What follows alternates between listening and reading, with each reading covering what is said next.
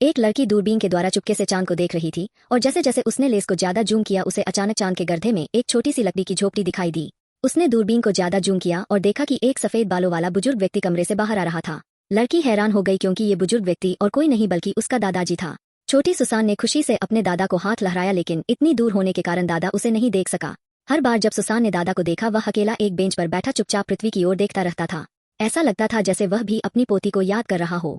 दादाजी को अकेला महसूस हो इसलिए लड़की ने कोशिश की कि वह दादाजी को एक पत्र लिखे लेकिन उसे यह एहसास हुआ कि चाहे वह जो भी तरीका अपनाए वह पत्र दादाजी तक नहीं पहुंच सकता। फिर भी वह हर रोज स्कूल से लौटते वक्त सबसे पहले दादाजी की तलाश करती थी लेकिन हर बार दादाजी अकेले ही दिखाई देते थे। खासकर क्रिसमस के दिन जब सभी को उपहार मिलते थे जबकि चांद पर दादाजी अकेले ही पृथ्वी की ओर देखते रहते थे।